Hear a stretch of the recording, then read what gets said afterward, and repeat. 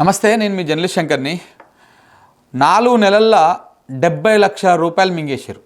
4 నెలల్లో 70 లక్షల రూపాయలు మింగేశారు. ఎక్కడనో కాదు, ఇది మన ములుగు నియోజకవర్గం సీతక్క కాన్స్టెన్సీలో. పేరు మంచిగానే ఉన్నది, కాన్సెప్ట్ మంచిగానే ఉన్నది, అంతా మంచిగానే ఉన్నది.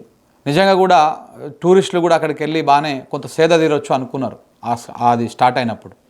కానీ ఇది కేవలము ఆ 70 లక్షలు మింగడం కోసమే ఈ కార్యక్రమం పెట్టిర్రా అన్నటువంటి డౌట్ మాత్రం వస్తుంది. అసలు ఇంతకేం కార్యక్రమం అది, ఏంటిది అది ఇప్పుడు చూద్దాం. బ్లాక్బెర్రీ దీవి అని, బ్లాక్బెర్రీ ఐలాండ్ అని ములుగు జిల్లా తాడ్వాయి మండలంలో నేషనల్ హైవే ఉంటుంది, 163 అనుకుంటా. 163 నేషనల్ హైవే పక్కన 1 కిలోమీటర్ పోయిన తర్వాత ఒట్టివాగు అని ఉంటుంది. ఆ ఒట్టివాగు దగ్గర మధ్యలో ఓ దగ్గర 5-6 ఎకరాలంతా ఒక దీవి లెక్క ఉంటుంది అన్నమాట. ఆ వాగుకు ఆనుకొని మొత్తం చుట్టుముట్టు అంతా అలనేరేడు బండ్లు అంటారు, నేరేడు చెట్లు అంటాం కదా, ఆ నేరేడు చెట్లు అన్నీ ఉంటాయన్నమాట.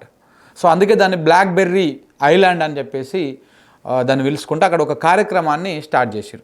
బ్లాక్బెర్రీ దీవిని అక్కడ వాళ్ళు కొంత ప్రమోట్ చేశారు, ఎకో టూరిజం కింద దాన్ని ప్రమోట్ చేసి ఈ మొన్ననే జనవరి 18 తారీఖు నాడు సీతక్క, మన కొండ సురేఖ, స్థానిక ఎంపీ బలరాం నాయక్ వీళ్ళందరూ కలిసి వెళ్ళి ఆ కార్యక్రమాన్ని ప్రారంభించారు. ఆ 5 ఎకరాల దాంట్లో మొత్తము మీరు ఇక్కడ ఫోటోలు కూడా చూడవచ్చు, ఫోటోలో ఉంటుంది క్లియర్గా. మొత్తం ఒక దీవి లెక్క ఏర్పాటు చేశారు. అక్కడ ఏమేమి ఏర్పాటు చేశారు అంటే మొత్తం 70 లక్షలు ఖర్చు పెట్టి ఎకో టూరిజం కింద దాన్ని కొంత ఆ ఏరియా అంతా డెవలప్ చేశారు. అక్కడ గూడారాలు ఏర్పాటు చేశారు, మనం నైట్ స్టే చేయడానికి.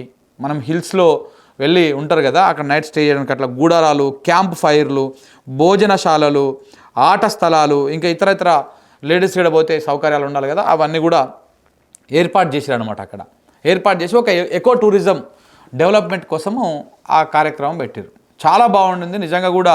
ఆ వ్యూ కానీ ఇవన్నీ కానీ చాలా బాగుంటుంది. ఎందుకంటే ఒక అడవిలో ఒక వాగు పక్కన ఇసుకలో ఈ క్యాంప్ ఫైరు, ఈ గూడారాలు, ఈ ఫుడ్, అక్కడ కొంత నాన్ వెజ్ కూడా దొరుకుతుంది. ప్లస్ అక్కడ ఆ ప్రాంతంలో ఉన్నటువంటి వాళ్ళ నృత్యాలు ఇవన్నీ కూడా కొంత అక్కడ స్పెషల్ ఆఫ్ అట్రాక్షన్గా నిలుస్తాయి.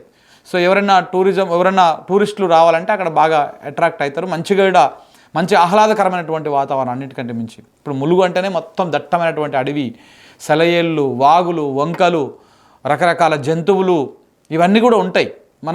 ఎందుకంటే మనం మేడారం ఆ ప్రాంతంలో ఎప్పుడైనా వెళ్ళినప్పుడు, ఈ తాడ్వాయి నుంచి వెళ్తాం మేడారం కూడా, మనం మేడారం వెళ్తుంటే ఆ దారిలో పెద్ద పెద్ద వాగులు ఉంటాయి, సెలయేళ్ళు ఉంటాయి. అవన్నీ చూసుకుంటూ పోతుంటే అసలు ఒక రకమైనటువంటి మనం ప్రపంచాన్ని మర్చిపోతాం, అంత ఆహ్లాదకరంగా ఉంటుంది. అయితే ఈ మొత్తం వ్యవహారంలో ఒక 70 లక్షలు పెట్టి ఈ ఎకో టూరిజం కింద అక్కడ ఈ వట్టి వాగు దగ్గర ఈ బ్లాక్బెర్రీ దీవిని, బ్లాక్బెర్రీ ఐలాండ్ని ఏర్పాటు చేశారు. 70 లక్షలతోటి ఏర్పాటు చేసి మంత్రి సీతక్క, మంత్రి కొండా సురేఖ, బలరాం నాయక్ ఎంపీ వీళ్ళందరూ కలిసిపోయి ఓపెన్ చేసి దాన్ని వచ్చారు. ఒక 4 రోజుల పాటు మంచిగానే నడిచింది. అంటే ఫిబ్రవరి మిడ్ వీక్ దాకా మంచిగానే నడిచింది.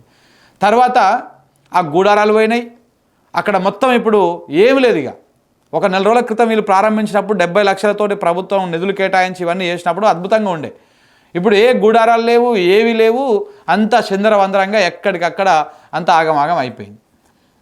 కరెక్ట్గా 3 నెలలు 4 నెలలే అంతే. 3 నెలలు 4 నెలలనే మొత్తం మింగేసారు. అందుకే 4 నెలల్లో 70 లక్షలు మింగేసారు. మరి అంతా తూతూ మంత్రంగా ఎందుకు ఏర్పాట్లు చేసారు? పోనీ ఆ 70 లక్షలు పెట్టి ఏర్పాటు చేశారు కదా, మరి ఆ 70 లక్షలను వచ్చినాయా? అది ఎవరికో నార్త్ ఇండియన్ కంపెనీకి ఏదో ఇచ్చిరంట. మరి తెలంగాణలో ఎవరు దాన్ని కాంట్రాక్ట్ పట్టేంత దమ్ము ధైర్యం ఎవరికి లేదేమో. నార్త్ ఇండియన్ ఒక ఆయనకి ఇచ్చారంట. ఆయన మొత్తానికి దుకాణం మూసేసి నిర్వహణ లేదు, ఏం లేదు.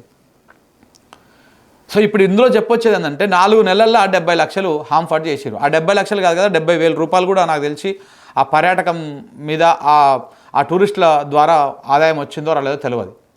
ఇక ఇది ఏమైంది గిట్లా అని చెప్పేసి కలెక్టర్ని అడిగితే మళ్ళీ వానాకాలం అయిపోయాక మళ్ళీ ఏర్పాటు చేస్తాం, మళ్ళీ 70 లక్షలు ఖర్చు పెడతారు.